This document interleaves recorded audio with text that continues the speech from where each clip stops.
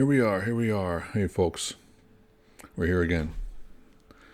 This was debut album, and I really like doing the debuts just because it's really fun just to see where somebody, for picking a year 1971, what was the music like? It's great to hear somebody's first album into the music field, into the public, the community space of who this person was and what their style was, this new character, this new personality.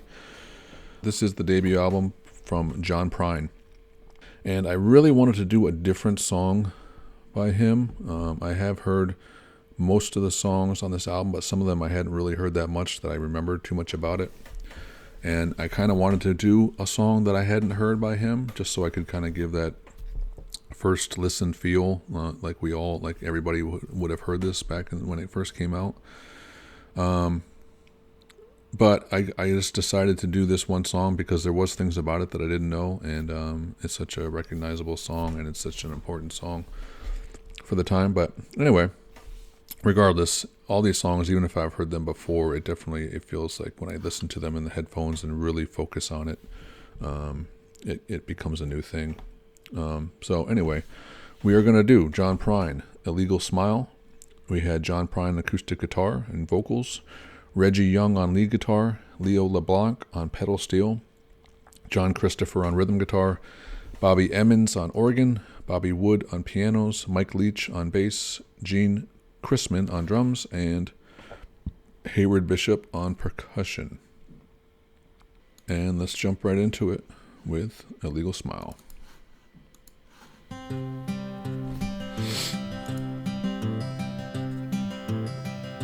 When I woke up this morning, things were looking bad.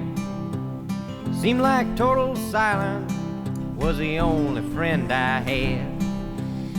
A bowl of oatmeal tried to stare me down, and one. And it was 12 o'clock before I realized I was having no fun. But fortunately, I have the key to escape reality. And you may see me tonight with an illegal smile. It don't cost very much, but it lasts a long while. Won't you please tell the man I didn't kill anyone? No, I'm just trying to have me some fun.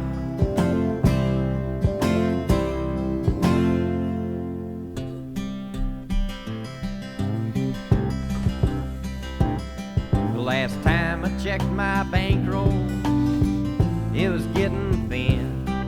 Sometimes it seems like the bottom is the only place I've been. I chased a rainbow down a one-way street, dead end, and all my friends turned out to be insurance salesmen.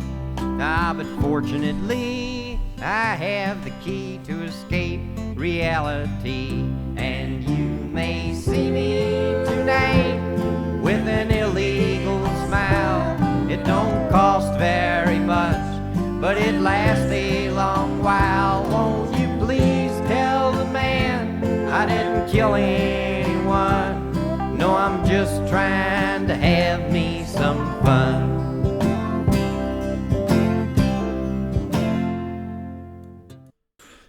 Yeah, as I said, I've heard this before. I mean, not a ton. I listened to a lot of John Prine, but not one song or one album more than any other. There's more like a long playlist of John Prine that I probably listen to sporadically here and there.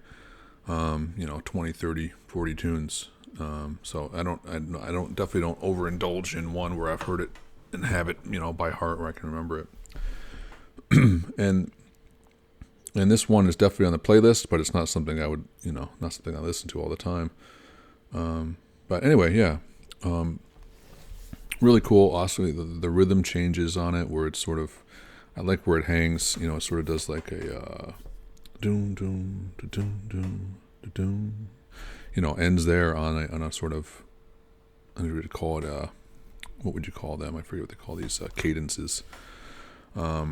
In classical music, sort of the endings, typical cadences are like 5-1 or 4-1, and he sort of goes up and leaves it hanging on the on the 4. Great instrumentation, good produced, everything is clear, pedal steel.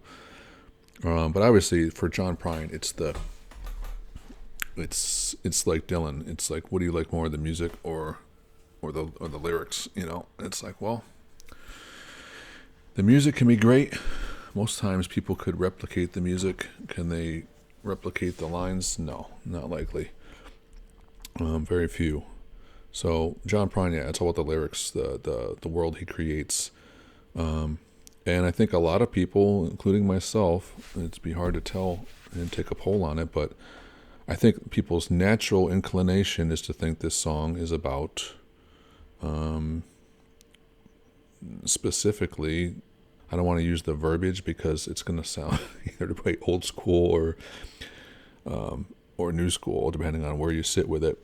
Had trouble with this, had trouble with the boss, and now I'm in a new reality because I, took a couple puffs, and now everything's kind of in another world. But yeah, apparently the song was not the intention, and then maybe it was. But I'll go into more of that. But yeah, obviously, Illegal Smile, really cool title for euphemism for smiling from just the internal illegal fun that one is having. So yeah, let's jump back a little bit and then continue this.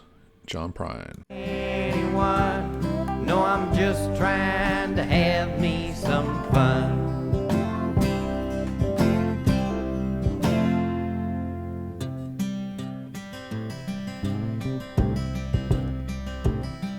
Well, I sat down in my closet with all my overalls, trying to get away from all the ears inside my walls.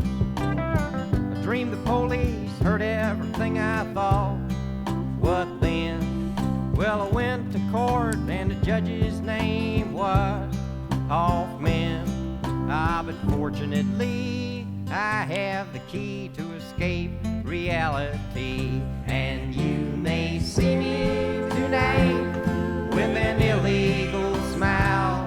It don't cost very much, but it lasts a long while. Won't you please tell the man I didn't kill anyone? No, I'm just trying to have me some fun. Well done, hot dog bun, my sister's a nun.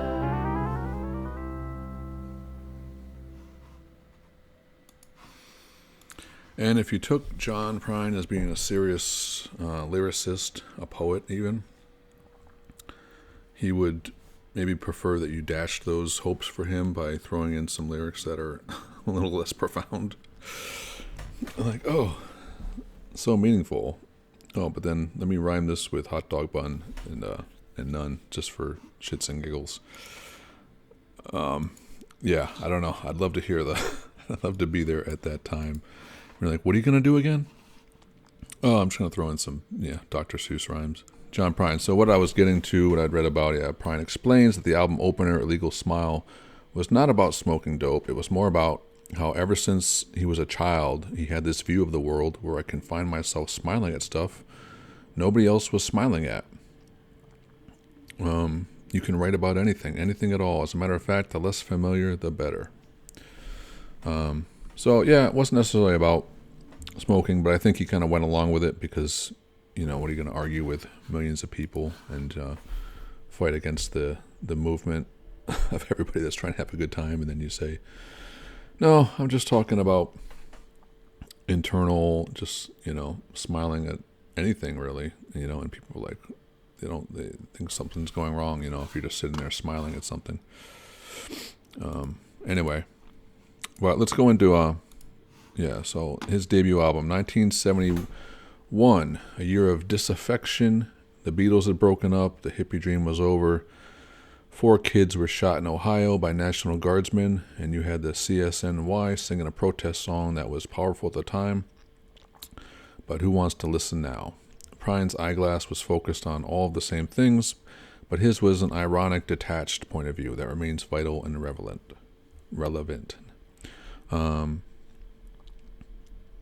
This was what so as recounted in Eddie Huffman's biography, which I don't know if it has relation to why do you pick the judge being named Hoffman. I don't know, just random names.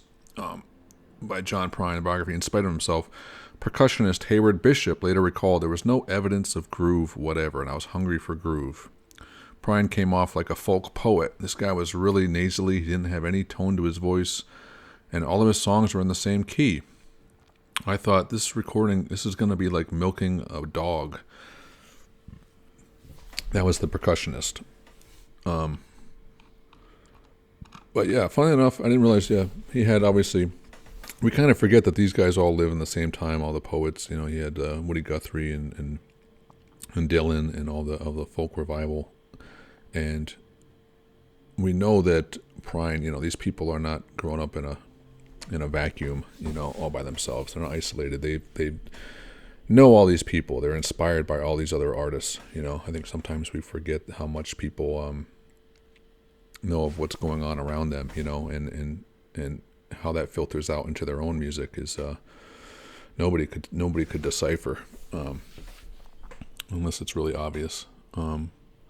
But straight from the streets of Maywood he came, a mailman with a chain of masterpieces. It's Chicago, 1970, close-knit folk scene that there's a new guy who must be heard to be believed. A songwriter who seems to have emerged fully formed with a voice like Hank Williams and songs that resound like some miracle collaboration between Woody Guthrie and Ernest Hemingway. His name's Prine. Even Bob Dylan, since the first night Christopherson brought Prine and Steve Goodman into their Greenwich Village fold, had been awed. Prine's stuff is pure Proustian existentialism, said Dylan. Beautiful songs.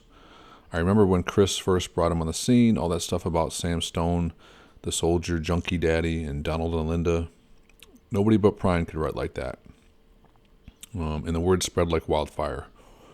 He pulled some New York strings, landed them both record deals. The rest is singer-songwriter history. It was 1971, and Midwestern mind trips to the nth degree, as Dylan put it. I like that, Midwestern mind trips. And as Prine said, I really started writing when I got out of the Army in 1968, went back to the post office, did a couple years before he was drafted, so I went back to work there. And when you have your own mail route day after day, it was an easy place to write. It was like going to a library with no books. You're afforded to just do your job. You don't really have to think about it. You're on the street and you're at the right house. You're putting the mail in the right box. That's where I wrote a lot of early songs, walking on the mail route. He did say he was a big fan of Bob Dylan early on, and his song, The Lonesome Death of Hattie Carroll, was a big model for me. I modeled Donald and Lydia after that song. Always appreciated. It's all about conversation here, so I'd love to share and have stuff shared with me. Anyway, take care, and we'll see you next time. Bye-bye.